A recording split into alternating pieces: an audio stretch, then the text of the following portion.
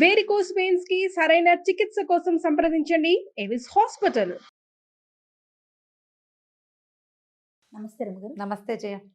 రమ్మగారు, గడప దగ్గర ఏ వస్తువులు పెట్టొచ్చు, ఏ వస్తువులు పెట్టకూడదు? గడప అంటే వీధి గుమ్మం, అంతే. మండిగం, ద్వారబంధం, మన ఇంటికి ముఖం. అది ముఖద్వారం అంటాం కదా మనం. ఇప్పుడు ముఖద్వారం మన మొహం మీద మనం మసి పూసుకుంటాము, పుయ్యం. ఏం చేస్తాము? చక్కగా శుభ్రంగా ఉంచి శరీరం ఎలా ఉన్నా, శరీరం దుమ్ముగా ధూళిగా ఉన్నా కనీసం మొహమైనా కడుక్కుని ఫ్రెష్గా ఉండాలని అనుకుంటాం. ముఖాన్ని ఎట్లా చూపిస్తాము ప్రజలకి, మన ఎదుటి వాళ్ళకి, అట్లా గుమ్మాన్ని చూపించుకోవాలి. గుమ్మం ఎప్పుడూ శుభ్రంగా ఉంచుకోవాలి.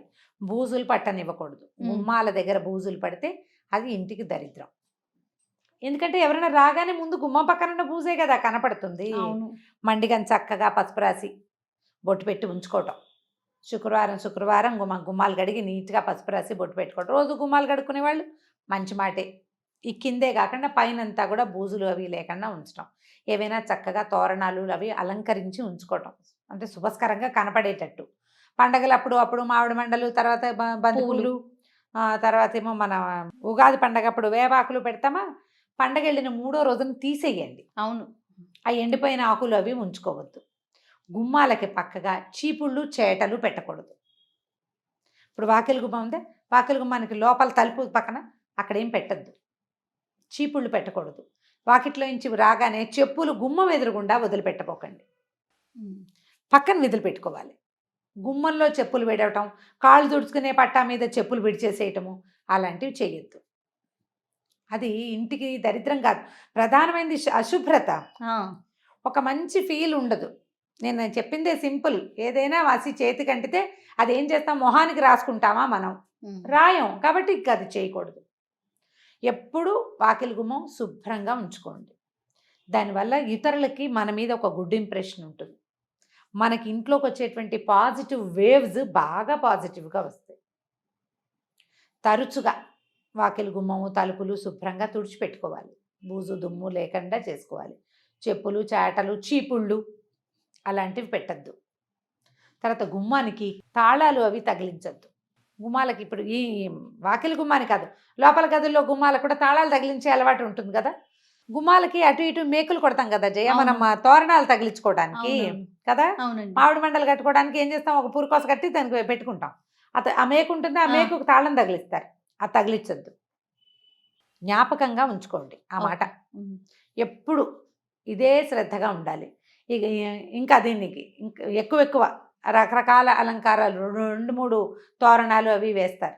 ఈ తోరణాలు అవి దుమ్ముగా బూజుగా దరిద్రంగా ఉంచుకోవద్దు. వాకిలి ఇప్పుడు మనం దీపావళి పండుగ వస్తుంది, తర్వాత కార్తీక మాసం నెలనాళ్ళు మనం వాకిలిలో దీపం పెట్టుకుంటాం. అవునండి. ఆ దీపం పెట్టిన చోట మసిబారిపోయి మురికిగా కానివ్వబోకండి. దాంట్లో బ్యాక్టీరియా చేరేది ఎట్లాగా ఉంది, నీట్గా ఉండదు చూడగానే. మనకి ఫస్ట్ కనిపించేది మీరు అన్నట్లుగా ముఖం ఎలాగో గుమ్మం కదా. అక్కడి నుంచి గడప గౌరీ నోము అని నోములు కూడా ఉన్నాయి. దాని మీద అమ్మవారు గౌరీ స్వరూపం ఈ గడప. అవునవును. అందుకని ఏం చెప్తారు పెద్దవాళ్ళు? గడప మీద నుంచోవద్దు, మండిగ మీద నుంచోకూడదు, మండిగ మీద కూర్చోకూడదు, వాకిలి గుమ్మాల మీద కూర్చోకూడదు. గుమ్మం మీద కూర్చునే సరుకులు గౌరీదేవిని ఎత్తి మీద కూర్చున్నట్టుగా చెప్తారనమాట. అదంతా సేఫ్ కాదు. ఈ ఇంటికి ఆధారం గుమ్మం. మన ఇంట్లోకి వచ్చేటువంటి పాజిటివ్ ఎనర్జీకి అదే ముఖద్వారం, అదే దారి. మన ఇంట్లో నుంచి బయటికి వెళ్ళే నెగిటివ్ ఎనర్జీకి కూడా, లేదా పాజిటివ్ ఎనర్జీ కూడా అదే దారి. సో నెగిటివ్ ఎనర్జీ బయటికి వెళ్ళిపోవాలి, పాజిటివ్ ఎనర్జీ లోపలికి రావాలి కదా. ఆ శ్రద్ధ వహించండి. సాయంకాలం పూట ఏదైనా దీపారాధన చేసుకునే అలవాటు ఉన్నవాళ్ళు అగరబత్తులు అవి వెలిగిస్తామా, లేదా ధూపం వేసుకుంటాము, సాంబ్రాణి ధూపం వేస్తాం. ఒక ఆవు పిడక వెలిగించి దాని మీద కొంచెం వేప పొడి అవి వేస్తే మంచి ధూపం వస్తుంది. గుమ్మంలో చూపించడం అలవాటు చేసుకోండి. ఈ రోజులు ప్రస్తుతం మనం ఉన్న పరిస్థితుల్లో ఇలా పిడక పొగలు అవన్నీ కూడా మనకు ఆరోగ్యానికి మంచి బట. బ్యాక్టీరియాని, తర్వాత వైరస్ని అవి తొలగిస్తాయని చెప్తారు. ధూపం వేసినప్పుడు తప్పకుండా గుమ్మాలకి చూపించాలని చెప్తారు. అలవాటు ఉంటే చేసుకోండి. లేకపోతే ఏ పండగలప్పుడో ధూపం వేస్తాం, ఇల్లంతా ధూపాలు వేసే వాళ్ళు ఉన్నారు కదా, అప్పుడు కొంచెం వాకిట్లో తప్పకుండా ఈ గుమ్మానికి ధూపం చూపించాలి. దీపారాధన అవి గుమ్మం మీద పెట్టకూడదు. తర్వాత అగరత్తి పుల్లలు వెలిగించి గుమ్మం కొసల్లో దోపి పెట్టబోకండి. అట్లా చేయకూడదు. మన ముఖానికి ఏమేమి చక్కగా చేసుకుంటామో అలా గుమ్మాన్ని అలంకరించి ఉంచుకోండి. ఆ గుమ్మమే మన ఎనర్జీకి మూలము అని. గుమ్మం తొక్కకూడదని, తొక్కకూడదు. గుమ్మం యువతల నుంచి డబ్బులు దాటేటప్పుడు అలాంటివి ఇవ్వకూడదని. దాటేటప్పుడు గుమ్మం దాటి లోపలికి వెళ్ళాలి. ఆ. గుమ్మం మీద కాలేసి వెళ్ళకూడదు. ఆ, పిల్లలకి నేర్పించాలి. గుమ్మాలు దాటినప్పుడు ఒక వేడుక కూడా చేస్తాం. గడపలు దాటితే గారెలు పోస్తారు పిల్లలకి అవునవునవును. కదా. బోర్ల పడితే బొబ్బట్లు, గడపలు గడపలు దాటితే దాటితే గారెలు. గారెలు. కాబట్టి దాటాలి. దాటడం మనం దేవాలయంలో కూడా గుమ్మం దాటి వెళ్తాం. దండం దండం పెట్టుకుని గుమ్మం మీద నుంచి అవతలకి పెద్ద పెద్ద గుమ్మాలు కూడా ఒక్క జంపు చేస్తూ ఉంటాం మనం. అవునండి, అవును. అట్లా గుమ్మం మీద కాలు వేయకూడదు. ఆ నియమాన్ని ఉంచుకోండి, నేర్పించండి. ఇవి పురాతన కాలం నుంచి వచ్చే సంప్రదాయాలు. పెద్దవాళ్ళు ఏదైనా చెప్తే దానికి ఒక కారణం ఉంటుంది. దాన్ని గౌరవించండి. ఓకే. మన ఇంటి గడపని గౌరవించకపోతే మనం గౌరవాన్ని పొందలేకపోతాం.